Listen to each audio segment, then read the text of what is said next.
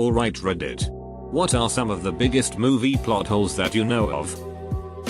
In episode 2F09, when Itchy plays Scratchy's skeleton like a xylophone, he strikes the same rib twice in succession. Yet he produces two clearly different tones. I mean, what are we to believe?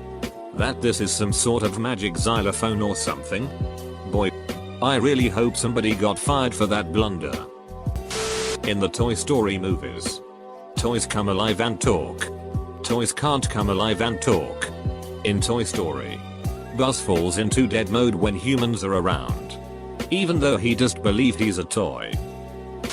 Every Christmas movie, the parents never believe in Santa, but presents are put under the tree on Christmas night. How do the parents think these presents are getting there? That makes me really angry. Each assume the other bought such and such present, I guess. This theory holds since there are never any single parents in Christmas movies. In the first Spider-Man movie, there is a scene where Spidey lands on top of Empire State Building, and you can clearly see that another Empire State Building is in the far background. Basically, they digitally edited the scene to make him land on the ESB instead of the World Trade Center, but forgot to change the background image. Yeah, the movie was actually delayed. Several promotional posters were pulled, and there was a trailer that was pulled that featured a helicopter getting trapped in a Spidey web strung between the WTC towers. I'm willing to excuse some slight editing errors as they had to correct additive footage to be able to release the movie. The premise of Armageddon is that it is easier to train drill workers to be astronauts than to train astronauts to work a drill. They didn't actually do this. They had actual astronauts on the ship who flew and controlled everything. The drillers only had to drill. Also, the movie was actually pretty spot on with regards to this. Drilling is a learned trade and it can take years to learn properly. They had no time to teach the astronauts how to drill, so they went and got the best group they could possibly find to do it. The part that was bad was the use of nuclear weapon to split apart the asteroid after only drilling to 800 meters when the asteroid was the size of Texas, nearly 800 miles wide. To split apart the asteroid they would actually needed thousands of nukes. It would have been easier to use the nukes to push it out of the way. In Eurotrip, why did he have to go all the way to Europe after she blocked his email address?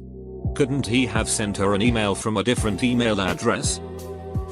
In Primer, why didn't Guy 2 in Timeline 4 come back to Timeline 3 and destroy the box so Guy 1 in Timeline 8 couldn't go back in time to Timeline 5 and fold the box into Timeline 6? My favorite of many from the Butterfly Effect. In prison, Ashton Kutcher's character shows his cellmate his palms, then travels back in time to give himself stigmata scars as a kid. Back in the present, his cellmate recoils in surprise from seeing those scars, which had, in the new timeline, been there all along. Yeah, I loved that movie the first time I saw it, but enjoyed it less with each subsequent viewing as the whole started to get to me. Any new viewer should simply watch the director's cut on DVD with the proper, original, way cooler ending, and never watch it again. Not really a plot hole, per se, but it always bothered me that in Signs, the aliens were spoilers deadly reactant to water, but they decided to take over a planet that is 80% water, where everyone and everything on Earth has a madly high water content. I think Cracked compared it to us finding a planet that was 80% acid, and the air contained acid vapor, and the acid occasionally fell from the sky, and the inhabitants were walking bags of acid, and our battle plan was to engage in hand-to-hand combat naked. In Captain America, at the base camp, scouts report that they have seen no sign of Captain's team and presume them dead, only to have them roll in through the front gates less than a minute later to triumphant music, with a tank painted in enemy colors. Shawshank Redemption. Man, that hole was pretty ducking big. My biggest plot scene complaint about Shawshank was the scene where Andy almost gets thrown off the roof for approaching the guard about his inheritance. The whole way he went about it was unrealistic. Starting with the question, do you trust your wife? I get that Andy had wife issues, But this almost gets him held, and literally up until the last second he is talking in code instead of just saying, hey, I know a way you can keep all your inheritance without paying taxes. As soon as he saw the guard get upset, shouldn't he blurt out the punchline? Titanic. If the movie is supposed to be Rose's account of what happened on the Titanic, then why does it include scenes for which she was not present? Even scenes that had nothing to do with her. The part where the captain dies, etc. The usual suspects. If Kobayashi is a fictional character, then why does he pick up verbal from the police station? You could say that he was real, and the name Kobayashi was made up. But if that's the case, then whose vision of the story are we watching? It can't be Verbal's because he knows the truth. But it can't be the policeman, because they wouldn't know who guy whose fake name is Kobayashi was. Edit. One more. The Dark Knight. The scene where Joker crashes the party and Batman jumps out the window after Rachel. What the duck happens at the party? It just cuts to the next scene and we're, I guess, supposed to assume that Joker just peaced out. It's been a while since I watched, so my details might be off. But I had an issue with Inception. Both Fisher, the guy being incepted, and Sato, his biggest business rival, are on the same plane, and then together in Fisher's dreams. Yet Fisher doesn't recognize the guy either on the plane or in his dreams. Any decent businessman, and especially one that's about to inherit a huge empire, should know who his biggest rival is and what he looks like. My biggest issue came with the gravity. They're free falling in the van, so it's off in the hotel. Got it. But then it's back on in every subsequent level. Cars. On the freeway, we see at least one van with a mattress on top. Who is using the mattresses? In I Am Legend, if they destroyed all of the bridges and filled in all of the tunnels to get to Manhattan, an island, how did the lady and her son get there? And with a car? In Salt, the whole freaking ending of the movie is a plot hole. Salt has to flee from the CIA because no one believes she saved the president and stopped the bomb from going off. However, the ducking president of the United States witnessed her do just that. I'm sure he could have just been all, nah, bro. She's solid. Horrible movie, but if memory serves, the dude knocks the president out before she gets there and he is unconscious during the ensuing fight over the launch controls. In Limitless, I didn't get why the main character didn't just figure out how to make more pills as soon as he found them. I didn't get why he didn't just pay the bad guy as soon as he had the money. That would have been a top priority for me. Honestly, I think this is the only major problem with the movie. The making more pills part was understandable. It would take time to develop something like that even for a super genius. And he was busy trying to make money for his project. But the fact that he didn't repay the loan shark the minute he could really annoyed the crap out of me. Every Harry Potter, the time turner would solve everything. They were destroyed in book 5. Before that, nobody except Harry knew or cared that Voldemort was back. Once the Ministry was involved, the time turners were all gone. What I never got about Snow White's plot.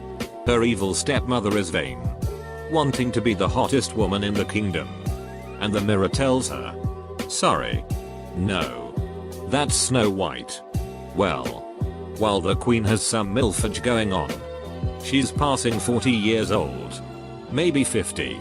Even if she heals Snow White, there are likely thousands of women hotter than her anyhow. She'd go back Toddy Mirror to gloat and be shocked to find that there's another girl. And another. And another. And worst of all, in order to heal Snow White, she drinks a potion to turn herself into a hag to disguise herself. Hello? Even if you heal your rival, you now have wrinkles, no teeth and nasty warts as in hag pus. It just doesn't make sense if her motive is vanity. And if she does have the power to turn herself into a hag, why doesn't she just make a rejuvenating potion instead that gives her a facelift, tummy tuck and breast implants? Hell, she could have given herself any look she wanted. If she can change her appearance at will, why not just become hotter? So many plot holes in that story. Nobody in the Simpsons movie digs under the ducking dome. Doesn't Maggie? And isn't that a running gag in the show? That Maggie is the smartest of the bunch? Not a movie. But in the Magic School Bus Mrs. Frizzle takes the class on a trip inside Arnold to study the digestive system. On a pan of the bus you can clearly see Arnold with his classmates while they are inside of him. Jurassic Park 2: The Lost World.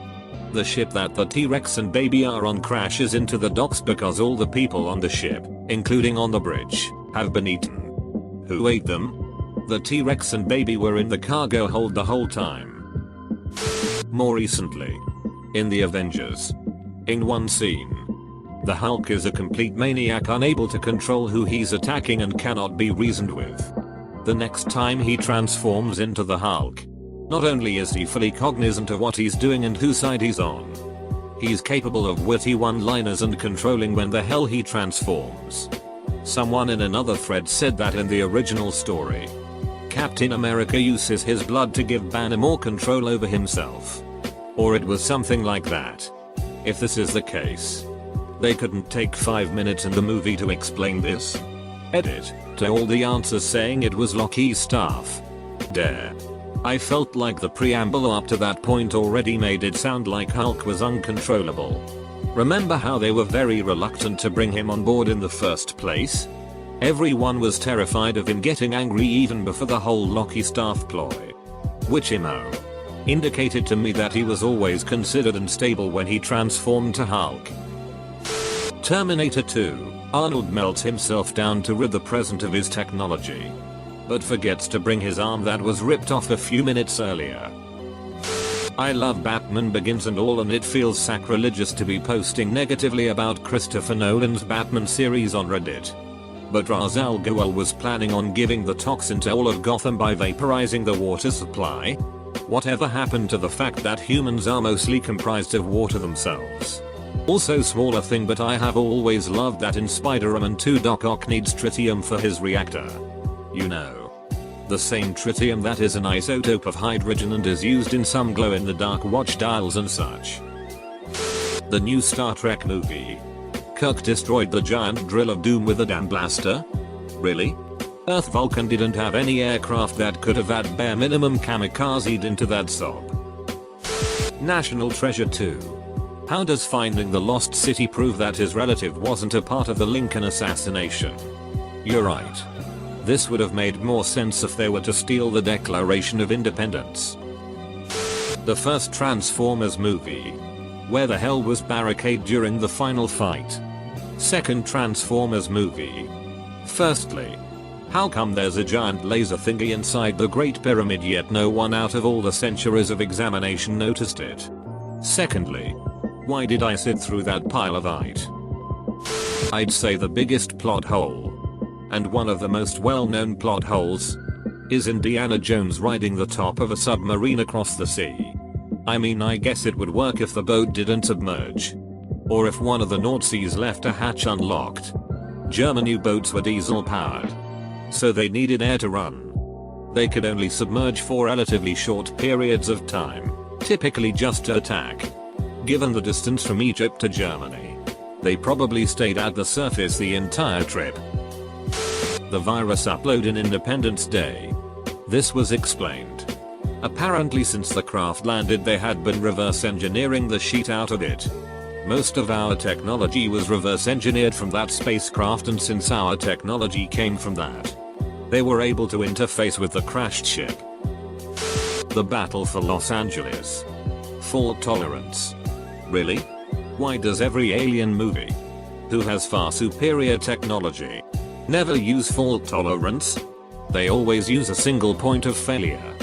There is always a core or mothership or some sheet so that if one point of failure is destroyed, they all fall like dominoes. Pisses me off every time. Also, signs. Aliens who are vulnerable to water attack a planet that is 80% water? Really? It is not exactly a plot hole, but Matrix never made the tiniest bit of sense to me.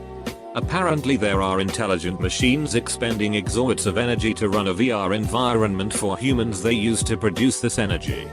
likely from some kind of nutrition which can for some reason not be converted into energy without these humans. And have huge devices, probably with appropriate energy requirements, to drill down into a human settlement that acquires fruit from some undisclosed location and likely runs on geothermal energy, which the machines also cannot use for some reason. Or maybe they just like being big digs to humans. Once I thought about this, I lost what little enjoyment I found in those movies. They are just ridiculous.